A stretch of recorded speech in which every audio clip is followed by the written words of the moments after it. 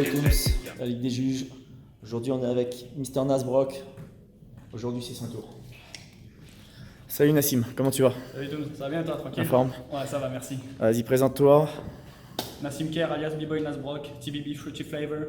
Donc voilà, c'est avec plaisir que je fais cette interview avec toi Toons, hein. Je suis à ton écoute. S'il y a des questions, en tout cas moi j'y réponds, il n'y a aucun souci. Ok. Bah, vas-y, décris-toi un petit peu ce que tu as pu faire dans ton parcours, en termes d'underground, en termes de battle. Décris tout depuis tes débuts. D'accord, bah, moi déjà à la base, moi je dansais parce que je kiffais les cercles, moi je suis issu des cercles. Après c'est de là qu'après je suis entré dans les battles, je m'entraînais tous les jours, après c'était vraiment au charbon.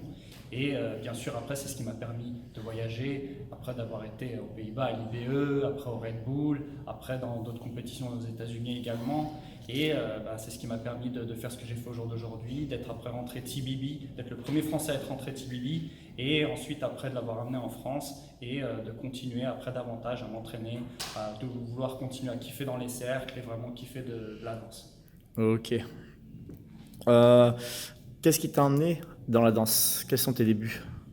Alors moi mes débuts, moi déjà à la base c'est que je m'entraînais, je m'entraînais chez moi, après je m'entraînais dans des salles, après je bougeais de différentes salles de différents points, après à chaque fois qu'il y avait des opportunités je les saisissais et c'est comme ça qu'après je me suis développé, j'ai appris, j'ai progressé et après également bien sûr je coachais aussi un petit peu et après il y avait des gens qui progressaient également et après de là qu'après j'ai trouvé mon crew Fruity Flavor, de là qu'après on a fait des shows, des battles, après c'est ce qui a emmené après à créer d'autres opportunités aussi. On a fait des spectacles de rue et bien sûr après la danse ça ne s'arrêtait pas que uniquement en compétition, bien sûr c'était de l'échange, c'était aussi du spectacle et également bien sûr partager, vraiment s'amuser, kiffer et vraiment rentrer dans un bon état d'esprit et surtout bien sûr le respect de l'un et de l'autre, toujours vraiment dans une bonne vibration et vraiment le kiff.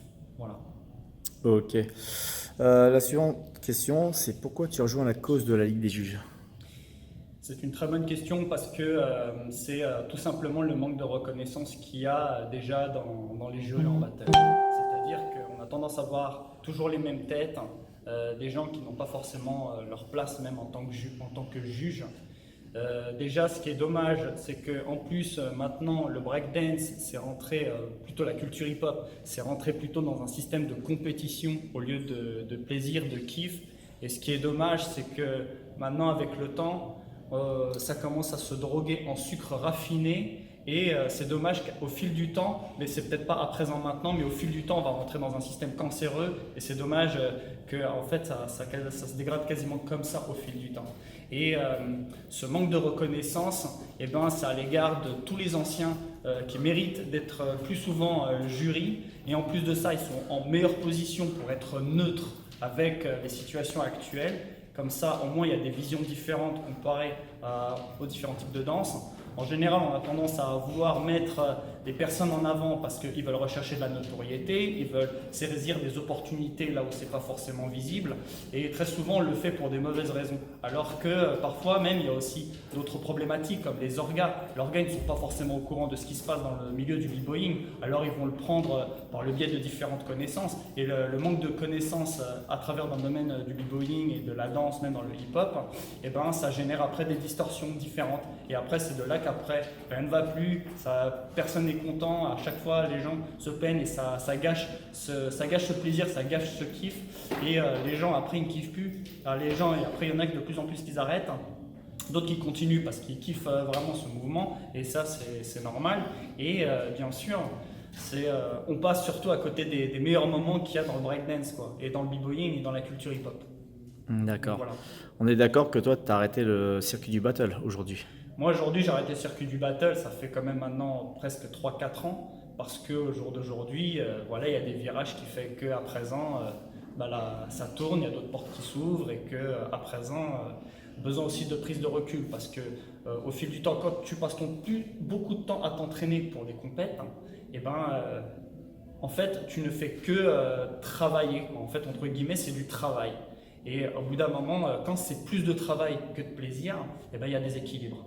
Et que après, quand tu vas te rendre compte qu'à la fin, quand toute chose a une fin, et qu'à la fin entre guillemets d'une carrière, eh ben, tu vas te retrouver comme un retraité au jour d'aujourd'hui en tant que salarié, eh ben, tu vas te contenter du strict minimum et qui n'est pas suffisant pour vivre. Eh ben, dans le milieu du break, c'est exactement pareil. Ben, tu finis ta carrière, voilà, tes entraînements, les compètes, la gloire, etc. Et ben, quand tu finis entre guillemets retraité, et ben, tout ce que tu vas recevoir au résultat, c'est un manque de reconnaissance. Et ben, ce qui va être dommage, ça va être pour les années futures si ça continue ainsi. D'accord. Voilà pourquoi c'est dommage d'en arriver à une telle situation. Ok. Quels sont pour toi les critères pour être un bon jury légitime aujourd'hui dans un battle? Bah déjà, c'est important d'avoir quand même une histoire, des bases, quand même une certaine connaissance surtout au niveau de la culture hip-hop, de savoir aussi dans quel endroit on a affaire, dans quel contexte. Aussi, bien sûr, c'est également de savoir vraiment être neutre dans les différents conflits, parce que ça manque beaucoup de neutralité aussi dans le jugement en battle. Très souvent, on va choisir, on va avoir du mal à cerner entre voir ses meilleurs potes qui vont passer, qui méritent de gagner, etc. Après, on rentre dans des micmacs qui mènent à nulle part au final. Il y en a qui arrivent à être très objectifs, mais d'autres qui le sont moins. Mais ça existe, hein, ce sont des faits. Mais l'idéal, c'est vraiment de prendre vraiment les personnes les plus neutres et qui n'ont rien à voir aujourd'hui avec ce qui se passe actuellement dans le milieu du b-boying. Ok. Merci à toi, Nassim. Merci Toums. Je te dis à bientôt. Avec plaisir. Et j'espère que toi aussi tu seras appelé en tant que jury pour la suite. Merci encore. À plus tard. Ciao.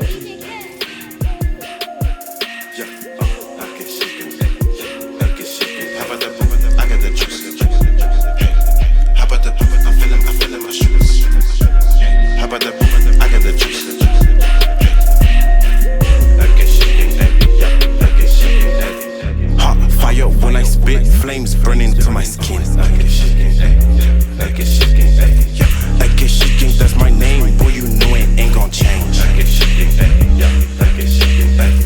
What it do on that cookie with the crew. Put my name on the map. Make it worldwide, don't leave no gap. Travel the world, get money every day like it was Earl. Defend the zone, cause people are watching on top like a drone. Ay, they gonna say what they gotta say. Me and my homies will never debate. Flexing all day, people come because late. Money the reason, go through with the day. Yeah, okay, shaking, yeah, okay, shaking,